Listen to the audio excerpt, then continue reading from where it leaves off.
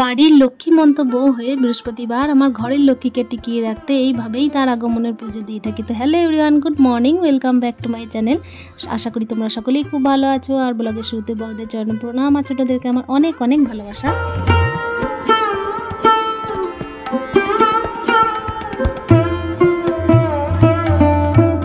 আজকে হচ্ছে বৃহস্পতিবার, আর বৃহস্পতিবার তোমাদের সাথে আমি ব্লগটা শেয়ার করছি। শুধুমাত্র বৃহস্পতিবার বলে নয়, প্রত্যেক দিনই রাত্রিবেলা কিন্তু শুতে যাওয়ার আগে আমি আমার রান্নাঘরটাকে একদম পরিপাটি করে পরিষ্কার করি। আর প্রত্যেক দিন সকাল টাইমে চা করার আগে কিন্তু একটু গ্যাস ওভেনটা মুছে নিই। আর আমার মনে হয় প্রত্যেক দিন রাত্রে শুতে যাওয়ার আগে কিন্তু গ্যাস ওভেন আর রান্নাঘরটা পরিষ্কার পরিচ্ছন্ন রাখাটা খুব দরকার। দেখতেই পেলে যে এখানে আমি কিন্তু বাইরের দরজায় জল দিয়ে দিলাম, আর ওখানে বাবা কিন্তু গাড়িটা এনেছিল।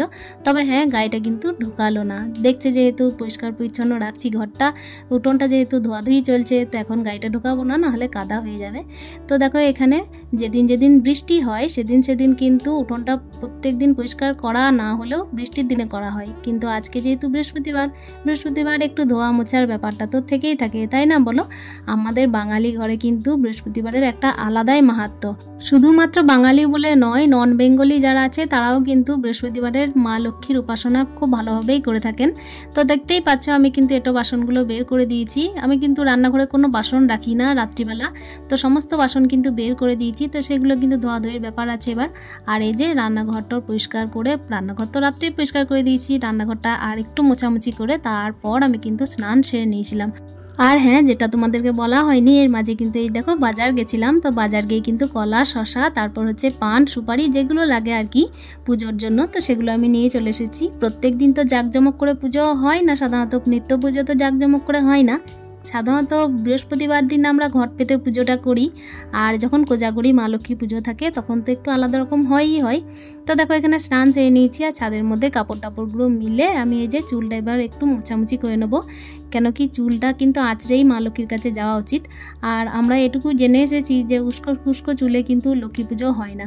তো চুলটা আঁচড়ে ভালোভাবে সিঁদুর টিন্দুর পরে আমি আমার স্বামীর মঙ্গল কামনা করে তারপর কিন্তু চলে যাব পুজো করতে। আর দেখো এখানে কিন্তু আমি একটা এই যে জেলটা আর কি লাগাই, জেল ঠিক বলা যাবে না, সানস্ক্রিন জেল আর কি, তো সেটা অ্যাপ্লাই করে নিলাম। এটুকুই, একটু না করলে নয়। তারপর চুল আঁচড়ে নিলাম।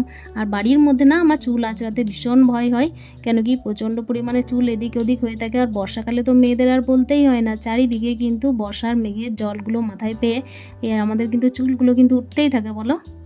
আর আমরা মেয়েরা না বাড়ির মঙ্গল কামনার জন্য সব কিছু করতে বাধ্য বলো। আমরা কিন্তু লক্ষ্মীমন্ত বউ হয়ে সাধারণত বাড়ির কাজ, ঘরের আর কি সমস্ত দিক পরিচালনা করা, তারপর হচ্ছে বাচ্চা সামলানো, তারপর হচ্ছে যাদের বাড়িতে হাজব্যান্ড নেই তারা কিন্তু আরও ভালো করে বুঝবে, বাইরেরটাও পরিচালনা তাদের দায়িত্বেই পড়ে যায়।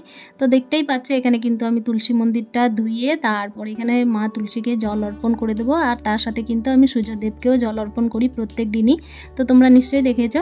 তো চলো এবার কিন্তু আস্তে আস্তে আমার কাজগুলো সেরে ফেলছি। তোমরা আমার সাথে থাকো, আর এতদূর পর্যন্ত যদি ব্লগটা একটু ভালো লেগে থাকে তো অতি অবশ্যই চ্যানেলটা সাবস্ক্রাইব করে পাশে থেকো। আর দেখো পুজোর বাসনগুলো আমি ধুয়ে নিচ্ছি একটু একটু করে, তারপর কিন্তু পুজোর ফুলগুলো তুলে নিতে হবে। শুধুই মাত্র বৃহস্পতিবার বলে নয়, মা লক্ষ্মীর কৃপায় কিন্তু আমাদের বাড়িতে খুব সুন্দর সুন্দর ফুল প্রত্যেক দিনই ফোটে। এমনকি যে গেটে দিয়ে আর কি মা লক্ষ্মীর আগমন, সেই গেটেও কিন্তু মাধবীলতার এত সুন্দর সুন্দর ঝাড় নেমেছে আর কি।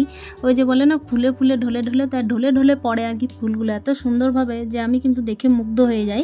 আর অনেকেই ফুল তুলেও নিয়ে যায় মায়ের চরণে দেওয়ার জন্য, যে ঠাকুরের হোক না কেন সবার চরণে দেওয়ার জন্য। তো আমার খুব ভালো লাগে এই জিনিসটা, কেন কি প্রয়োজনে আমি ফুল দিতে একদমই নারাজ থাকি না, প্রয়োজনে আমি ফুল সবাইকেই দিই। আর যেহেতু গাছগুলো আমার খুব প্রিয়, তাই এগুলোর ওপরে আমার একটু কেয়ারটাও বেশি, ডাল না ভাঙলেই হলো। তো দেখতেই পাচ্ছ এখানে কিন্তু আমি কি সুন্দরভাবে আলপনা দিয়ে নিচ্ছি। আলপনাটা দূর থেকে তোমাদেরকে দেখাতে পাচ্ছি না, কিন্তু বাইরে আমি কিন্তু আলপনাটা দিয়ে নিচ্ছি। আর রোদটা কিন্তু বেশ প্রচণ্ড পরিমাণের পড়েছে, বেশ ভালোও লাগছে। আর এদিকে ছেলের কিন্তু স্কুল আছে আজকে বৃহস্পতিবার হলেও কিন্তু ওকে স্কুলটা আমি পাঠাবোই, নিজের কাজ থাকলেও। তো দেখো আজকে একটু কিন্তু আলতা পরার শখ হয়েছে বন্ধুরা। তো অনেক দিন আগে না আমি এইভাবেই আলতা পরতাম প্রত্যেক বৃহস্পতিবার, কিন্তু ছেলের ওই যে পড়ার চাপ, স্কুলের চাপ, বাড়ির রান্না বান্না, এই সমস্ত জিনিস সামলাতে কিন্তু অনেকটাই সময়টাকে আমি ওইদিকে লাগিয়ে ফেলছি। তাই নিজের শখগুলোকে আস্তে আস্তে কিন্তু এভাবেই তোমাদের সামনে ক্যামেরা বন্দি করেই কিন্তু আমি রেখে দিতে চাইছি। তো চলো আস্তে আস্তে আমি আলতাটা পরে নিই।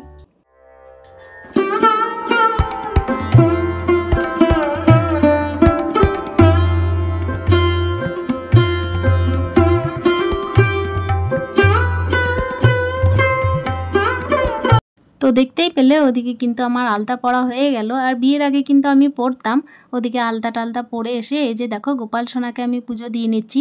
কিছু কিছু সুপ্ত ইচ্ছাগুলোকে না মাঝে মাঝে পূরণ করলে বেশ ভালোই লাগে।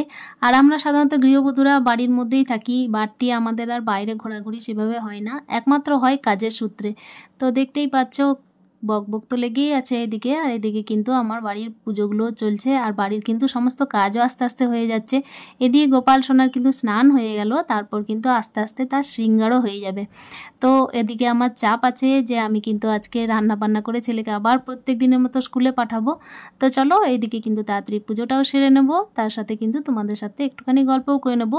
যারা যারা আমার ব্লগে প্রত্যেক দিন কমেন্ট করো তাদেরকে অসংখ্য অসংখ্য ধন্যবাদ। সৌমি মুখার্জি দিদিভাই, শিউলি ঘোষ নন্দী, তারপর হচ্ছে দোলন ব্যানার্জি, তারপর হচ্ছে মাধু এসএমবি।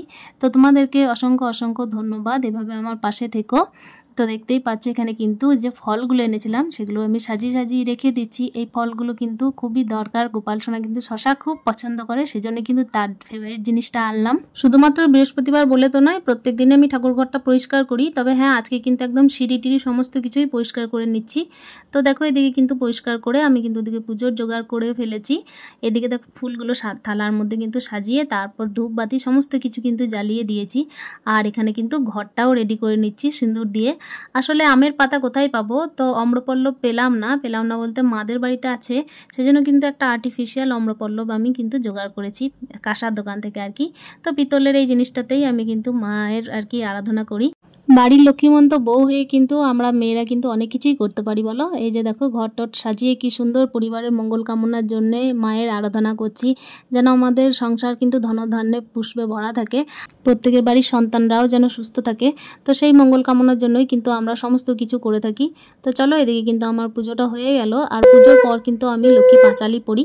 তো সেই সমস্ত দিক কিন্তু আমি সন্ধ্যের টাইমে করি। আর এদিকে দেখো আমি কিন্তু চলে এসেছি এই যে দেখতেই পাচ্ছ রান্না বসানোর জন্য। ওদিকে পুজো কমপ্লিট করে এদিকে কিন্তু রান্নার চিন্তা। আর হ্যাঁ আমি কিন্তু একবারেই কিন্তু নিচে নেমে একদম চুড়িদার পরে রেডি হয়ে গেছি।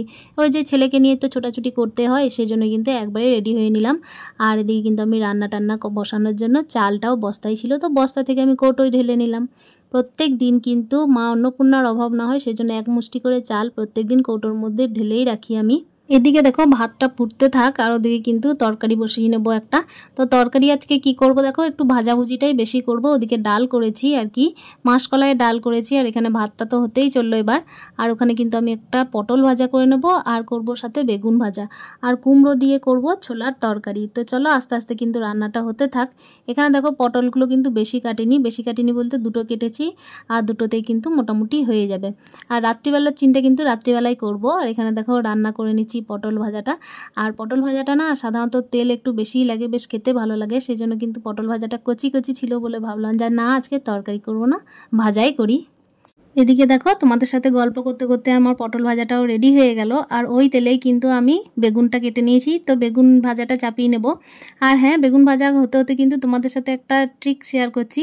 বেগুন ভাজা যখনই করবে তখনই না একটু লবণ হলুদ আর চিনি দিয়ে তারপর কিন্তু বেগুনের এই যে উল্টো পিঠটাকে, মানে যে দিকটা আর কি খোসা আছে সেই দিকটাতেই দেওয়ার চেষ্টা করো।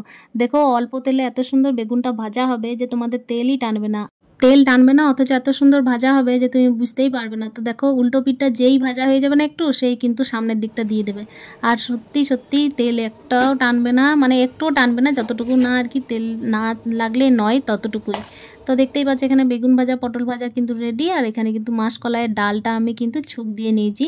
আজকে যেহেতু বৃহস্পতিবার নিরামিষেরই আইটেম, আর আমি একদমই কিন্তু শনিবার মঙ্গলবার বৃহস্পতিবার এগুলোতে নিরামিষই করি।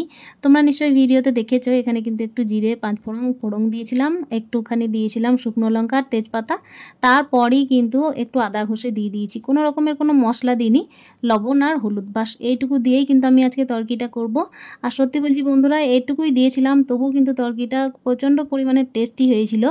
আর সাধারণত কিন্তু এসব তরকারিতে মশলা সেরম কিছু লাগে না, অথচ কিন্তু টেস্টিও হয়। তো দেখো আমার কিন্তু কুমড়ো আলু আর ছোলা দিয়ে তরকারিটা একদম রেডি। তো এই যে নামিয়ে নিচ্ছি, তারপর কিন্তু ছেলের খাওয়া দাওয়ার ব্যবস্থা করতে হবে।